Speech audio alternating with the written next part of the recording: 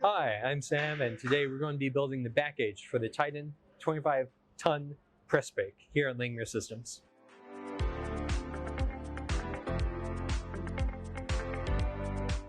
We're going to start by unboxing everything, seeing what we have inside, seeing what we work with.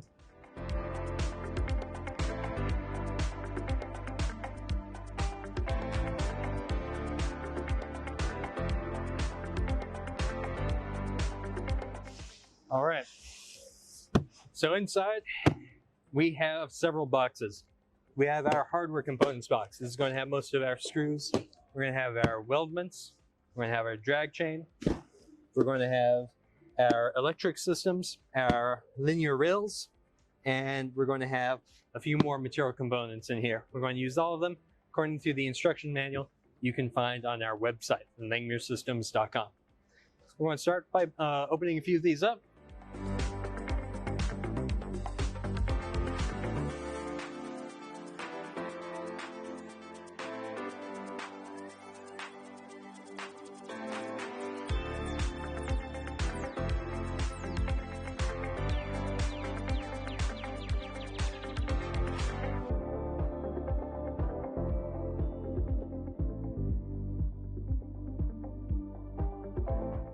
We've got everything laid out here.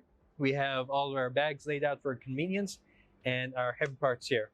We got all of our weldments, our motors, and our linear bearings, and finally our electronics. I'm going to set these aside for now so we have a place to work on our first order.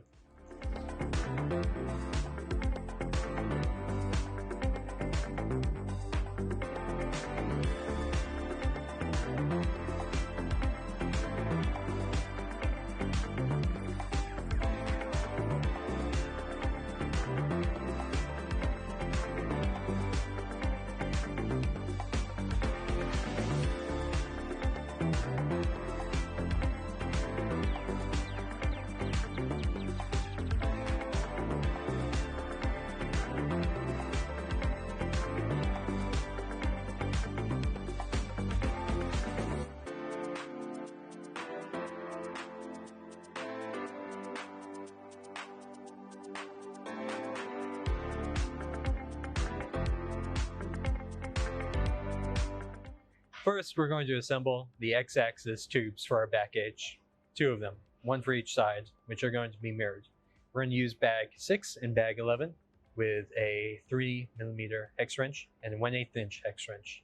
We're going to be using a mix of standard and metric hex wrenches for this assembly to attach our linear bearings to the X-axis rails, which are going to be mirrored from each other. You pay attention to the silver faces so that they face opposite directions. Pay attention to the instructions, and we're going to be screwing in our X-axis bearing components.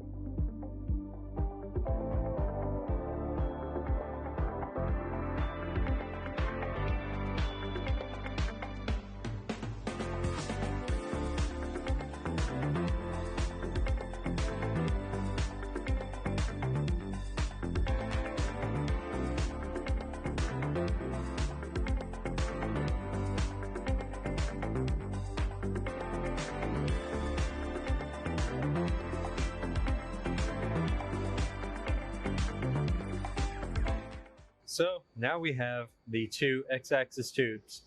We have the bearing mounts on them, and we have the linear rails on them. And you should notice that on each side, the silver edged faces of the linear rails are facing opposite outwards, and the bearings are both facing inwards on each other as mirrored represented. Next step is we're going to get these green caps onto each of these holes, and we're going to flatten them down by just tapping on them with these wrenches.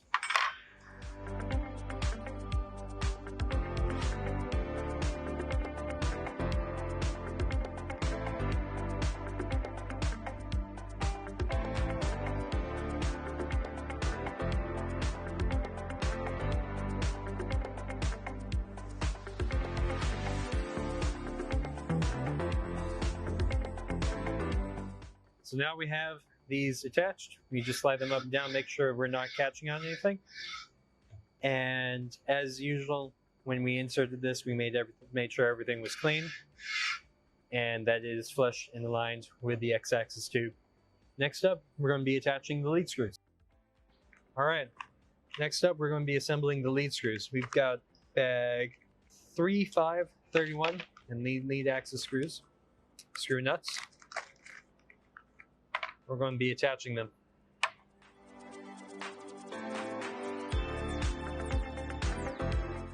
And we're going to make it so that on the long rib side here with the screw at the end, that's going to be the side where we end up having the spring face.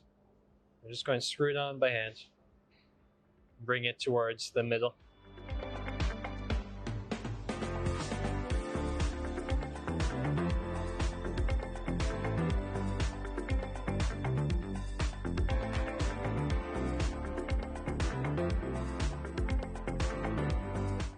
All right, next step here is to insert the ball bearings onto either side, along with one nut for either side and a thin bearing washer. The thin bearing washer is going to go on first.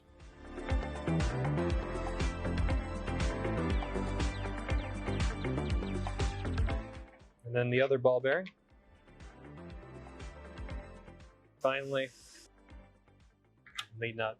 I'm just going to screw that in by hand for now and tighten it later. All right, next we are going to go back to bag 11 and the X-axis motor mounts, and we're going to attach them so that they face in the direction of the ball bearing mount. We're just going to attach them loosely for now. So now that we have our X-axis motor mounts on, we're going to be attaching the motors with bags 16 and 18. So I am working on the left-hand assembly, and I'm going to use LSPBRK 1616-3, whereas we have Campbell here on the right-hand assembly, and she's going to be using LSPBRK 1616-4. And in between our lead screw and the tip of the motor, we're going to be placing the motor couplers.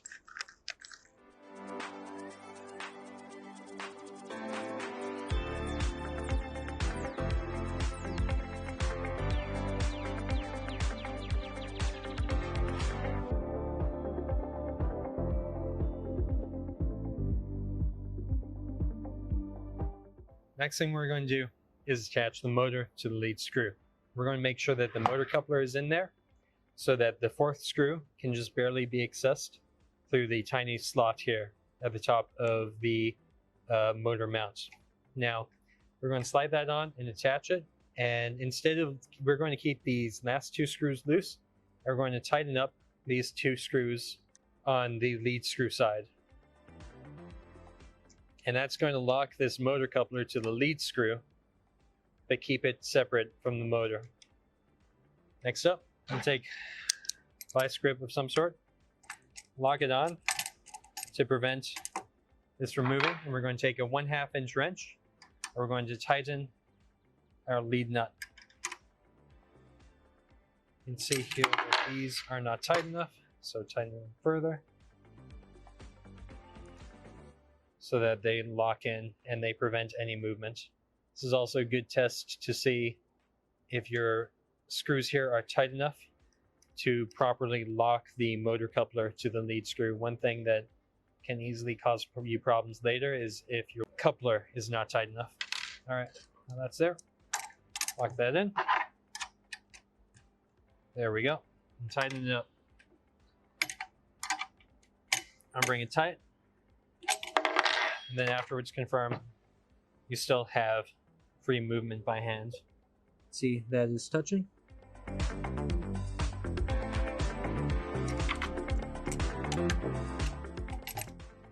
You gently want to see if you can get to the point where it starts to break, and then you'll back off, where everything locks up. Go. is nice and flush. That is time bit resistance, but I can still turn that by hand. That's in a perfect state. There's no back and forth there. And so now that that's in place, I can tighten up these last two screws on the motor coupler and lock it into place with the motor.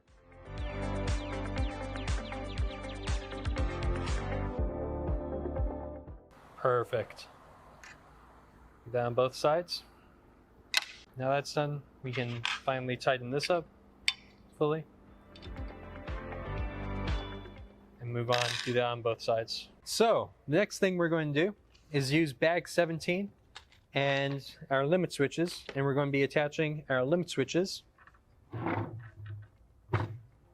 so they face the outside with our limit switch protectors. This is going to use a 1/16 inch hex key.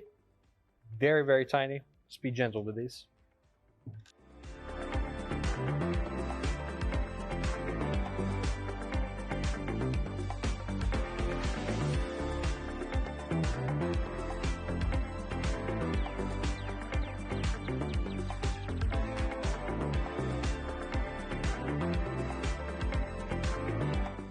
Wonderful. Our x-axis is done. Ta-da! We can set these aside and we can start work on our r-axis. So we're going to work on the r-axis linear rails, and we're going to be attaching the r-axis ball bearings. So with this, we're going to get bag 22, and same thing with the x-axis rails. Everything is going to be mirrored. Take two there, two there. We're going to start off by attaching the bearing mounts to the end, facing each other.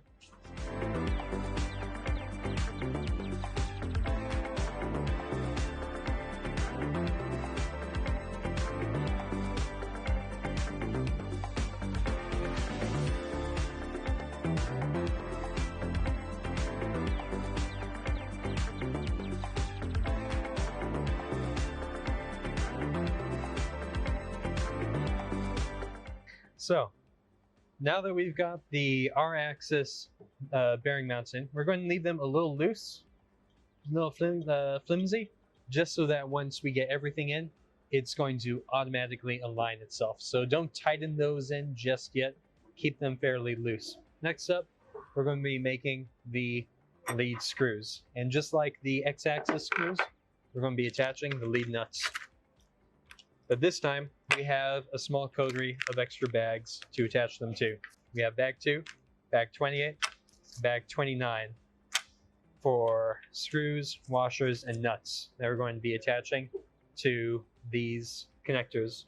For each of these connectors, they are going to end up facing so that they are going to end up facing the silver surfaced rails here. The spring is going to be facing the threaded surface.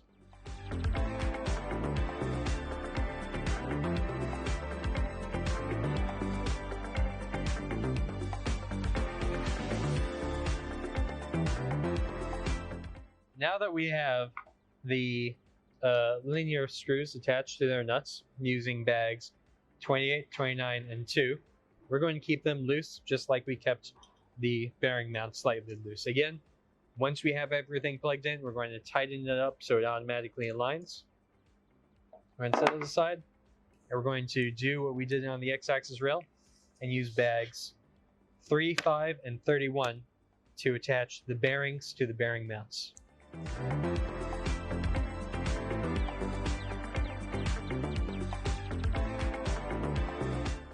then you're going to get your nut in there. And again, just hand type it for now. We will tighten everything up later. Now that we've finished the linear screw, we're going to add the motor mounts. Now the motor mounts should be positioned so the two limit switch holes are facing the machine surface. And as we did last time, we're going to be using bag 22. The socket head cap screws 10 by 24 by 2 1/4 inches. And just like the mounts, the bearing mounts, we're just going to thread these in loose. Just hand tight. We will tighten everything up so that it aligns properly once it has been threaded. Okay, I'm going to take the bag 18 motor couplers again.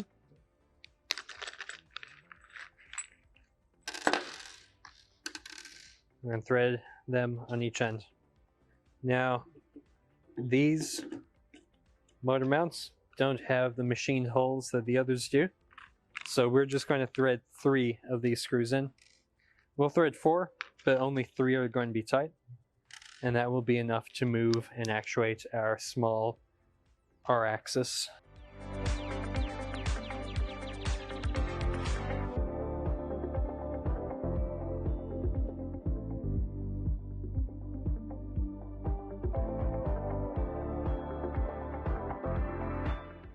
So for this, we're going to use motor 1616-2 for the right-hand assembly and motor 1616-1 for the left-hand assembly. And for screws, we're going to go back to using bag 16, the 10 by 24 by 1/2.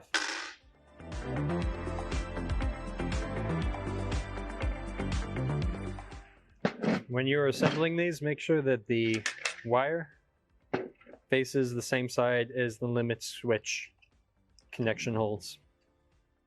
And these you can screw in tight.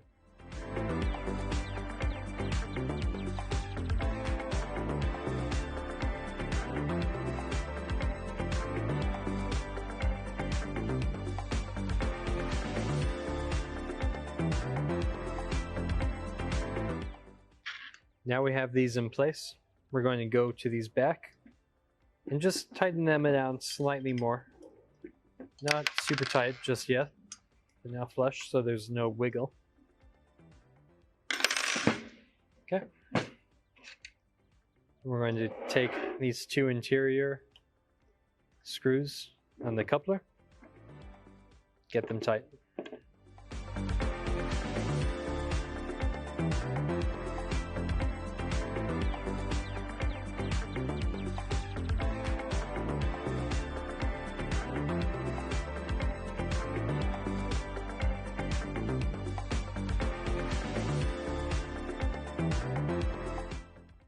I'm going to go back here, tighten these 2 interior motor coupler screws till they lock with the lead screw. Nice and tight. And then we're going to use that tightness to lock on and tighten up our lead nut with a 1/2-inch wrench.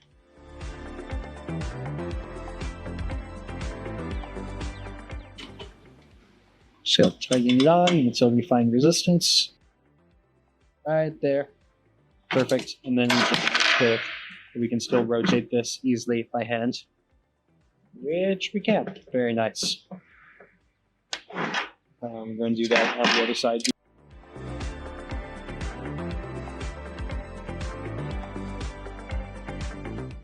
Now we're going to go back and get those limit switches installed. So at this point, now that everything is aligned, now we can Superman tighten these underside bolts up.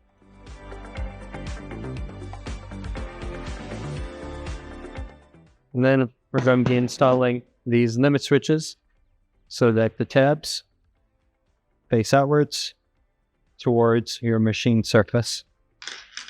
And of course, make sure you get this last motor coupler screw in tight, nice and tight so it moves with the motor.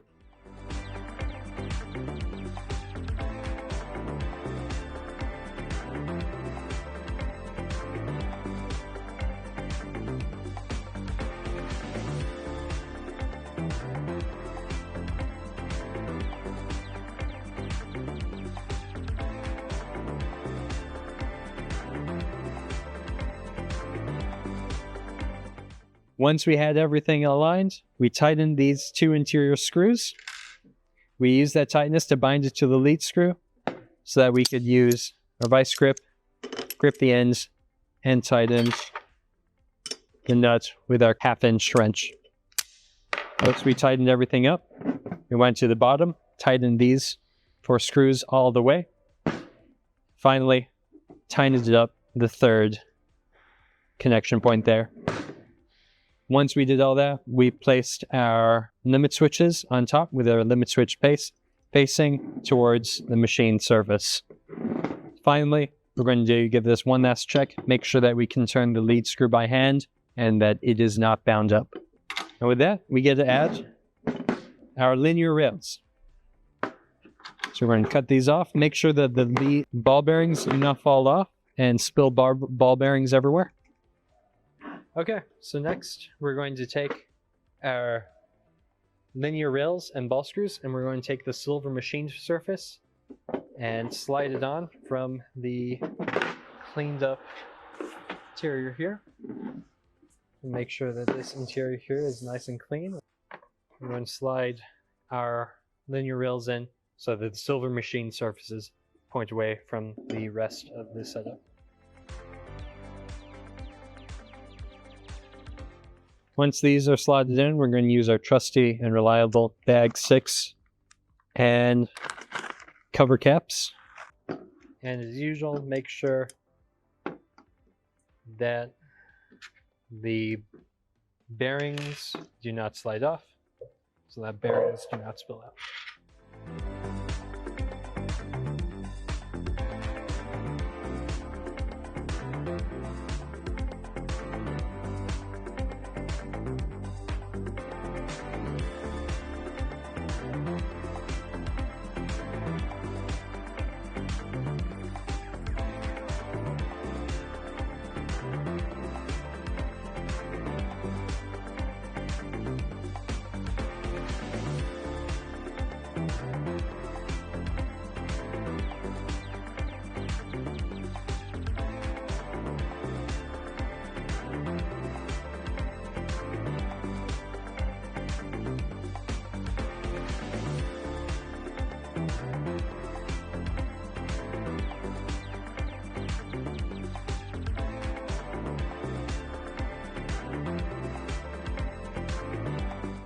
That finishes up the first part of our assembly video for the back gauge. We finished our x-axis and r-axis.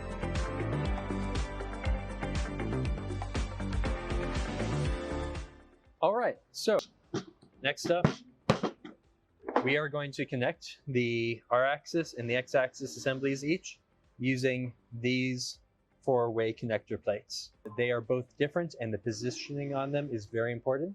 So make sure you triple check and reference where you put these, because once you have everything assembled, it's going to be a pain to disassemble later. For these, we're going to line them up so that this reference here is going to support the underside of this connector plate right here. We're going to have it so that this little U formation is facing away from the motor and on the other side of the motor. So just like that. We're going to mirror these on both sides, and we're going to connect them using bag 15. So let's start on screwing these down. Make sure that the side right here lines up with the silver edges on your bearings.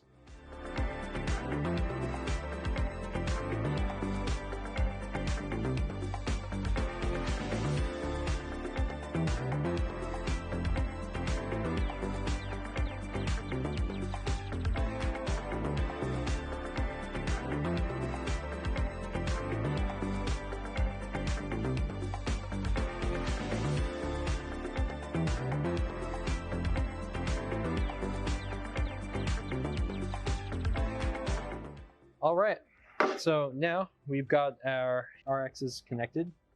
Make sure that the tab, is not on this side. That's wrong. It should be inside the L, right there. Same thing. That is good, where the tab is on the inside of this flange. Now, we are going to be connecting that. Flipping this over.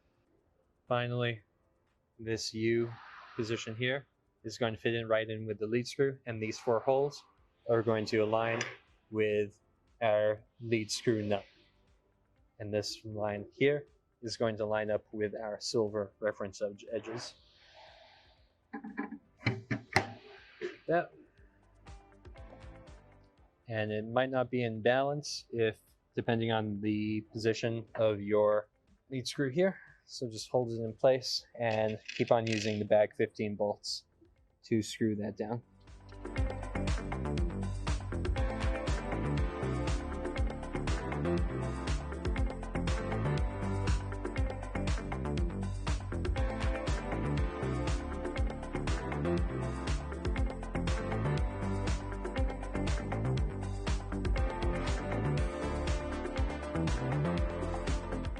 Just be very careful you do not slide your R-axis completely off the rails.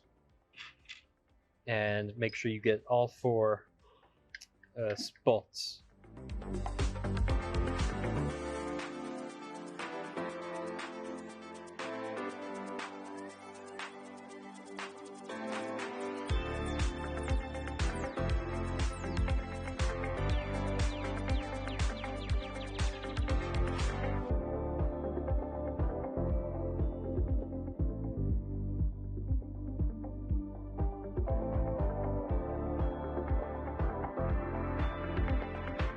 So now that we have both of these in place with all 8 screws, we can now attach the nut to the carriage using the bag 1 screws. That would be the 8 by 32 by 1/2. Somewhat loose for now. So we have just tightened up the bag 1 screws that are holding our lead nuts to our lead screws. And now we have properly connected the connector plate to the X-axis lead screw. Now we're going to do the same thing with the R-axis lead screw. We're going to go to bag 12. Right in here, you can see this tab right here fits in the L shape of the connector plate. And we're going to take our bag 12 screws and insert them into there.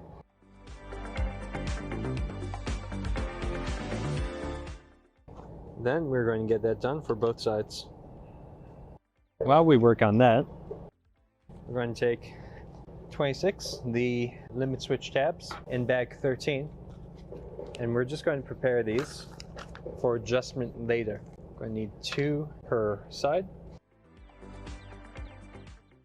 And right where you connected the R-axis lead screw point, there's going to be 2 holes where you can connect the limit switch tab. The 2 limit switch tabs are mirrored, so this one is for this assembly. And right now it does not matter where, it's a single screw. This one, there's a hole on there, on the top, right there. And this just slots in. And to pin this down. So right there. Perfect.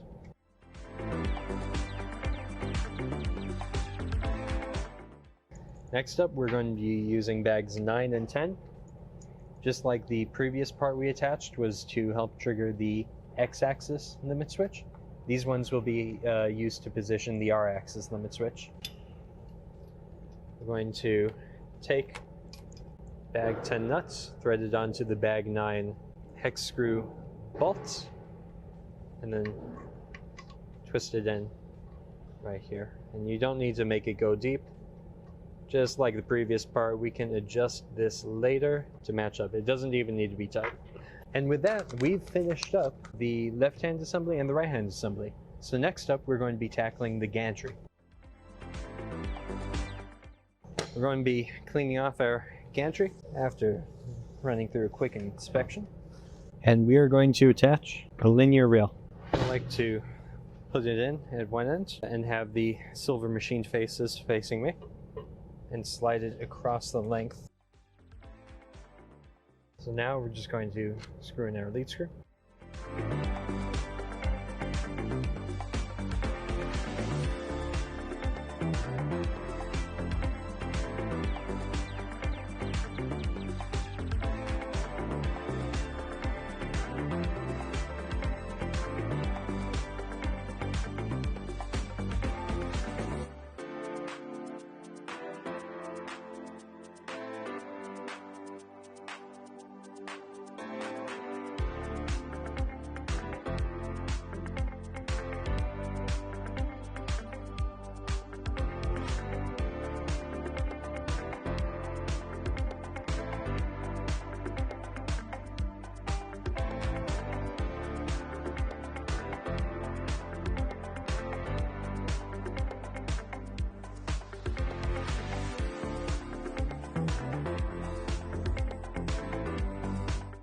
Next up, we're going to be attaching the handbrakes to the back gauge gantry. I'm just going to start off on each end with a washer and a washer. Now, the touch-off point for these is unfortunately rather tight. See, it doesn't quite reach if we push these together. So we're going to need to take a small screw and remove these grease caps on either bearing to make sure it's completely flush. To make sure that these handbrakes completely align and are flush, we're going to be removing some of the grease caps from these linear bearings. For this one, we're just using a 2.5 metric hex key. You can just get rid of these. And now for the fiddly part. These lower finger brackets are going to go on top with the brake mount brackets going underneath and the machine surface facing the rim of these. Brake going facing away. Finally, the scale pointer covering up that socket. Topping it all off with bag 15 screws. These are the M4 by 10mm screws. Alright, so to assemble your lower finger bracket base, I'm taking these lower finger mount brackets, attaching here, taking your handbrake and sliding it under so the handle faces away.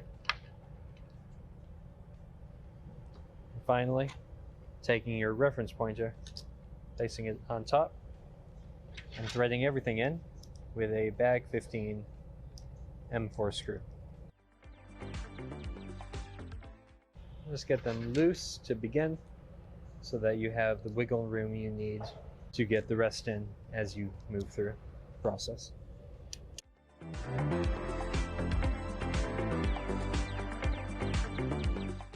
Okay, now at this point, before we do the other one, now that we kind of know which side this is going to be on, just as a placeholder, because we're going to be attaching the reference edge. You just got it to this point, just so we don't mess up and attach the scale to the wrong side. It doesn't face these machined surfaces. If you don't see your reference scale, don't worry, it's this little tiny thing. We're just going to cut open and unwind. So for this, we want to wipe off this surface with oils as much as we can. In fact, taking an alcohol pads to it is a very effective way to keep it on. So in fact, I'm going to go get one of those right now. So we're going to take some alcohol, just wipe the surface down. Alcohol is the best way to dry a surface that has been wetted up by whatever oil you have. We can give it one wipe down. Now with this ruler, the placement of it will be up to you. I generally like to put the 1 inch point, the reference edge, just a little a ways from the edge of the part. Right there.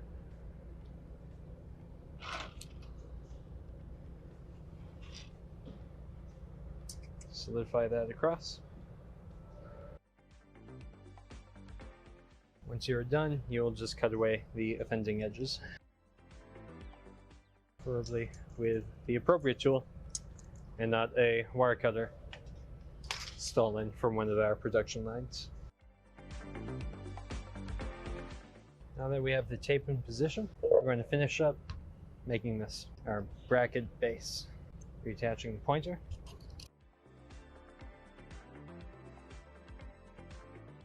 And giving everything the usual final tighten down.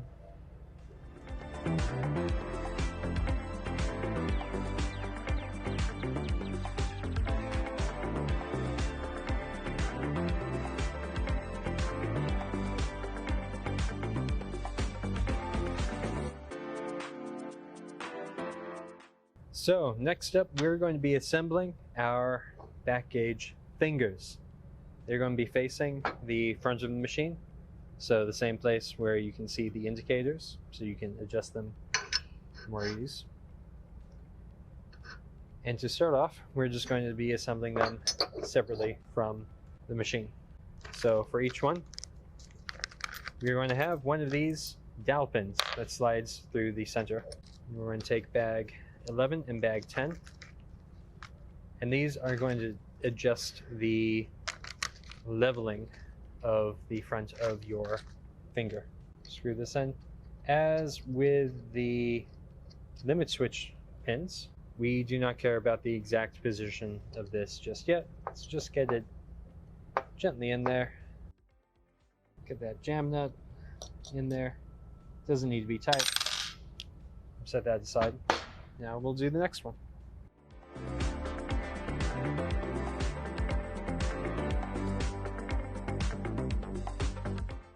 Now that these are both in place, we can take these tapered wedge clamps. It may be very hard to see, but there's a very slight taper to these. And we're going to be making sure that the front of the taper, the thinnest part, is facing the front of the machine. I'm going to slide this on. So these fingers will be facing inwards. If you're curious, on here there's a small arrow that you can adjust the position of your finger forwards or backwards as you slide it along. And these are going to be held down with bag 8 bolts, 2 per unit.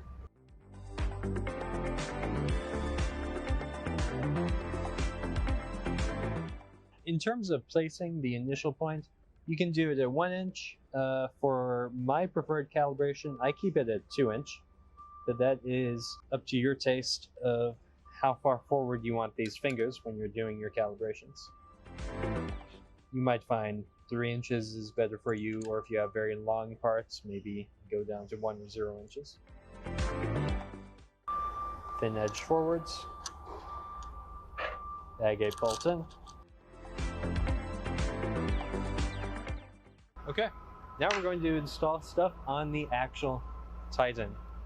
All right, so now that we have our 2 assemblies, we're going to be connecting them to the back of the table in these 4 slots here, using our trusty bag 19 button head cap screws.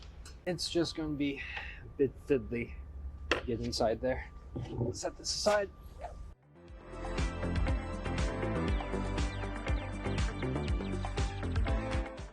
So one thing we want to make sure we do at this point is we don't tighten the bolts too tight. Right now, having a bit of flexibility here is useful for when we want to square everything up later.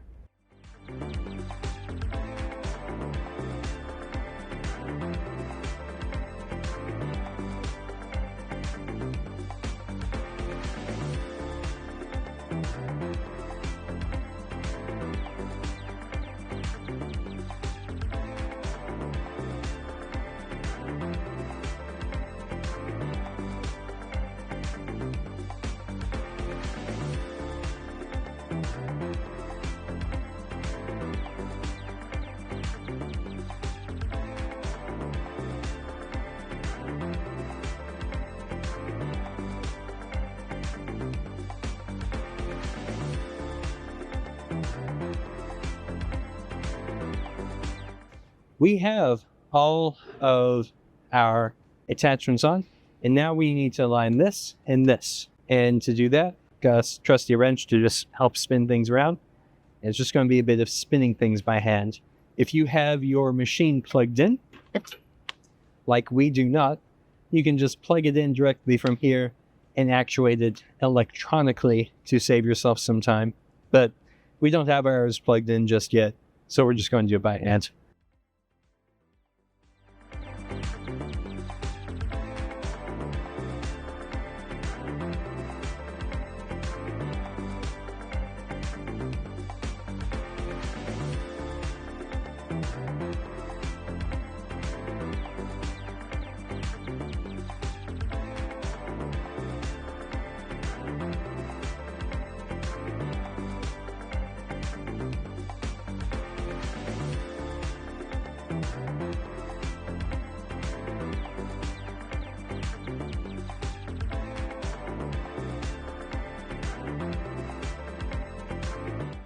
We can finally add the back gauge. Da-da-da-da.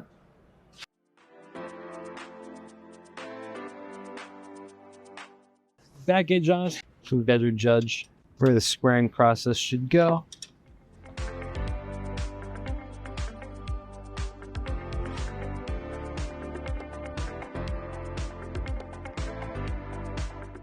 Once you have it generally squared, you can attach the bag 21 bolts and the bag 30 nuts. And these ones, we are going to tighten them up first, and then we're going to loosen them.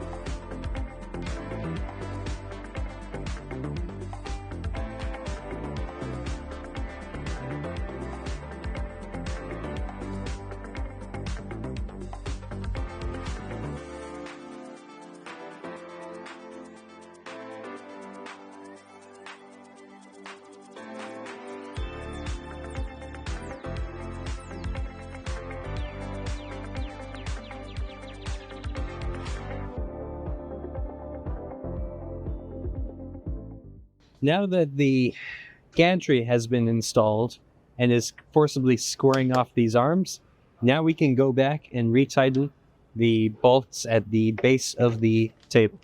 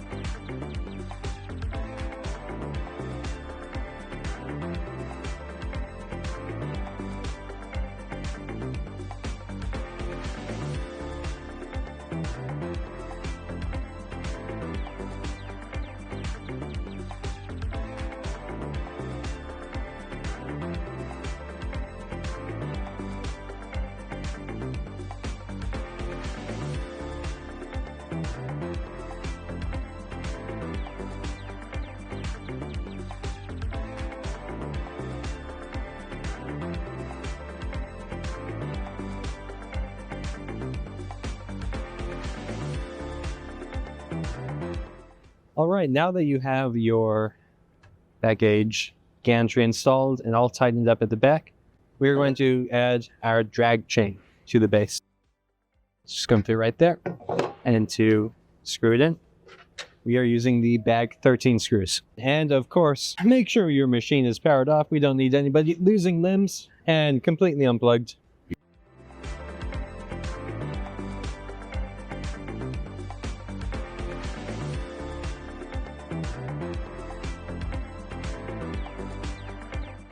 So, next up, we're going to be attaching the drag chain. Now, this is going to end up curving, resting right here. And we're going to thread the R-axis cables through it. But since we want to make things easy for ourselves, I'm going to skip step in advance, attach the R-axis limit cables so I can thread them through here while this is straight. Now, you're not going to go through the front, you're going to go through the first slot in. When attaching your limit cables, R1 is going to be to your right, R2 is going to be to the left. You can think of it like reading left to right when you're facing the front of the machine.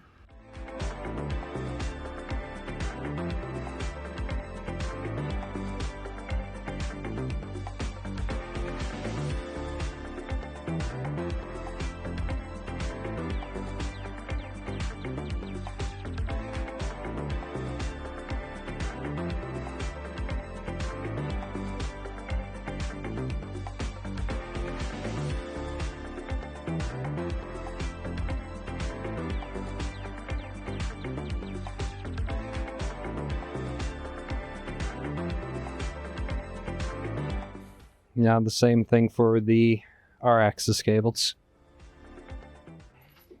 Just through the second thing from the top.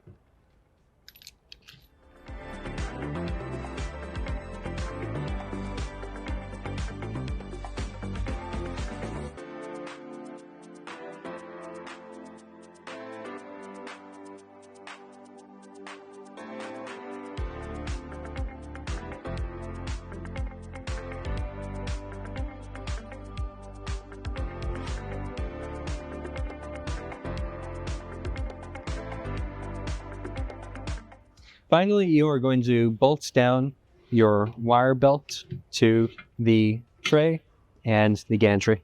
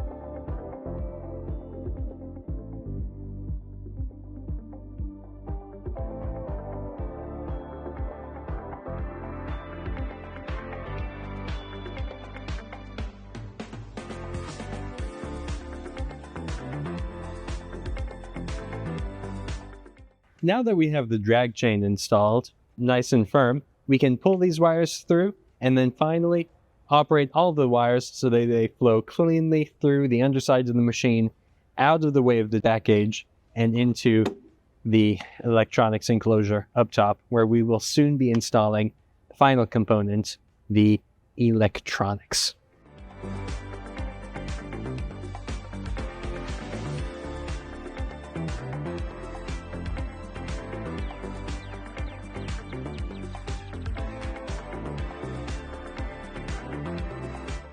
So to start off, I'm going to take an alcohol pad and just wipe off the underside of the X1.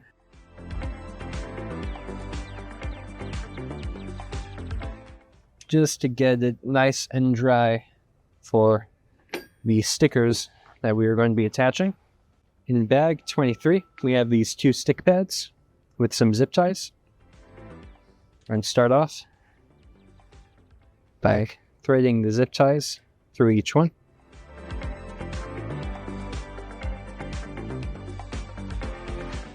Pulling them apart, giving the now alcohol spray table one last wipe down with a towelette to get the oil off, and then we're going to be peeling these stickers and making sure that it is going to link up this way and attaching this to the underside of the X-axis tube. And then we're going to put one at the very end.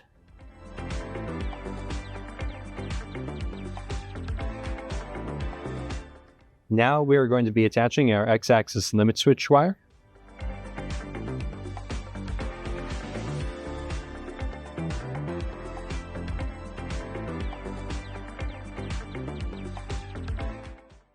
Okay, so now we're going to take both cables, the limit switch cable and the motor cable. We're going to thread them nicely underneath where we have those stickers.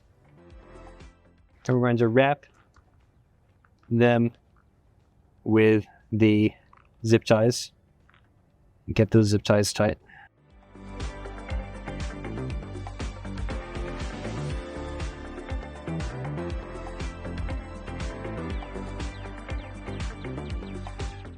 There's two.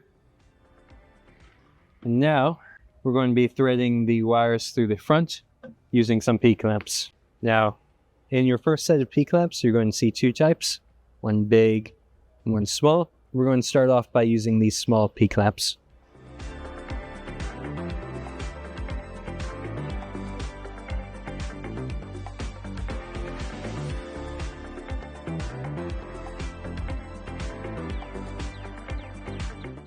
And now, after those first two initial small P-clamps, we're going to start using the big ones down the side and up the front.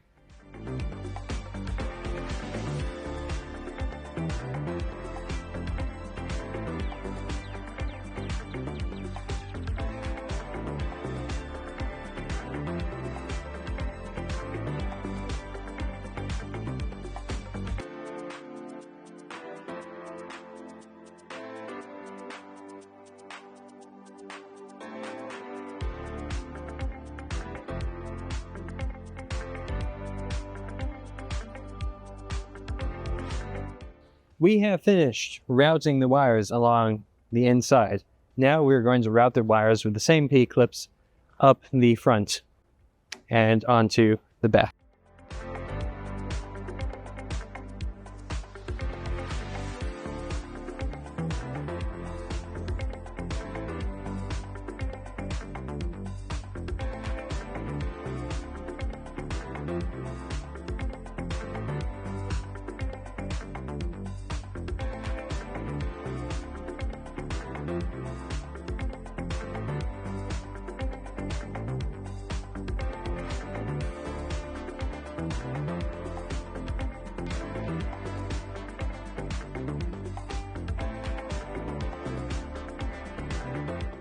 All right, now that we have the wiring in a nice convenient location, we're going to be taking our motor wires, and the order of operations for these is 1616-3, 1616-4, 1616-2, and then 1616-1.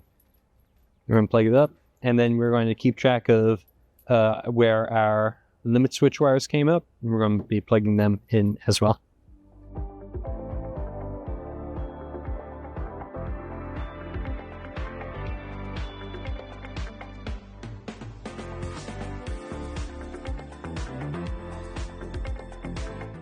All right, now we have everything wired up.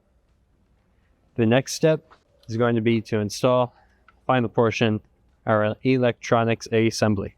All right, so we have 4 wires here that we need to plug into the 4 motor drivers on our electronics enclosure. So working from the back, would you mind telling me what is this wire here on the far right? RH-X1 motor. As the X1, so that's going to plug into the top left. And what is the one to the immediate right of that? LH-X2 motor. All right. That one is going to plug in to the top right. And then to the right of that, LH-R2 motor. Okay. R2 is going to plug in at the bottom right. And then finally, X+R.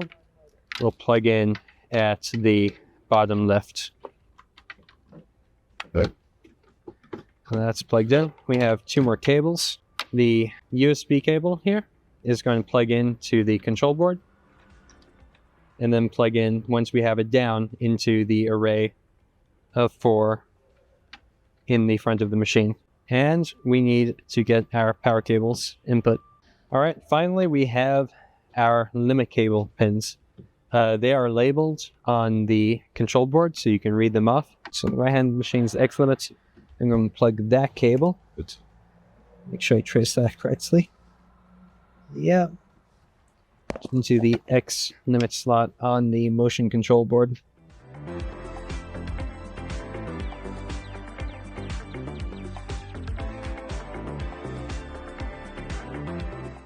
Finally, I can insert and slide down the mount so that the drivers are facing to the right.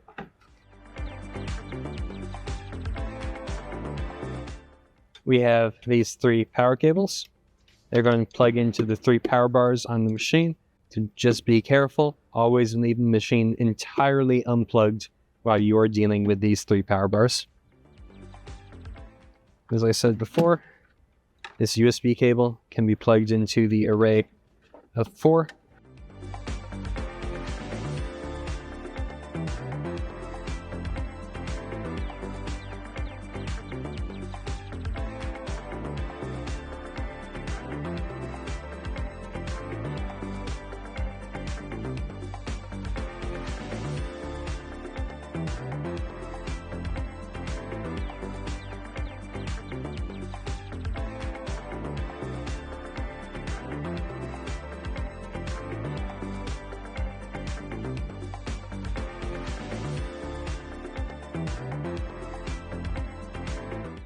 And once you have all your wires installed, you can screw in the Backgauge electronics assembly to the bottom of the enclosure using your bag 13 screws.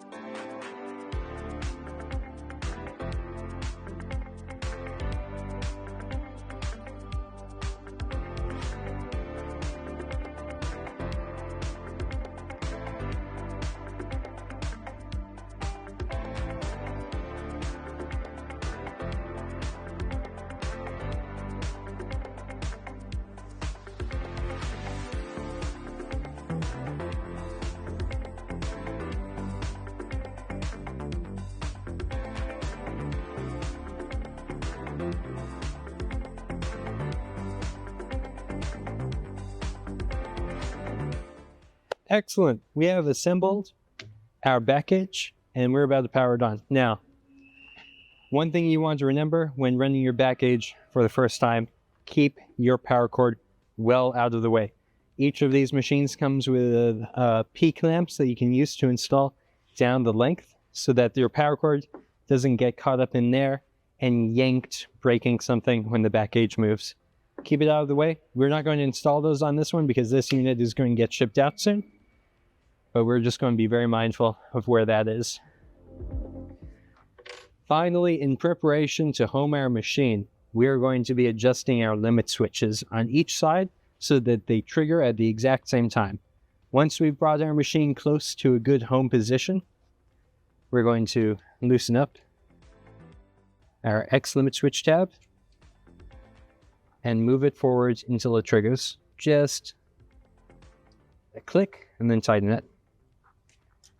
We're going to do the same thing to our R limit switch.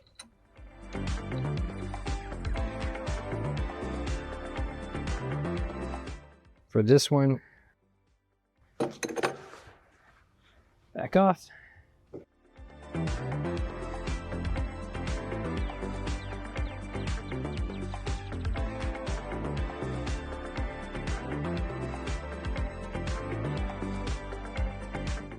and moving the R-axis back down slightly.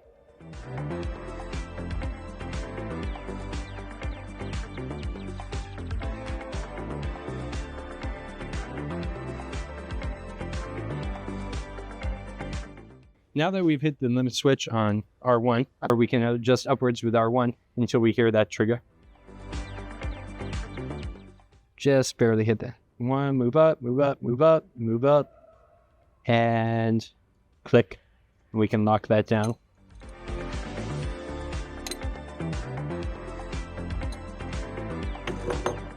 Do the same with the x-axis. Out, move forwards. Here, click. Now we're going to do initial homing, and then for further accuracy improvements, we're going to bring the gauge forward in the future whenever we're doing our bending, and we're going to square it with whatever tooling we are using in that moment, and then adjusting our limit switches so that they home repeatedly in the square direction. For now, we're going to do one homing test.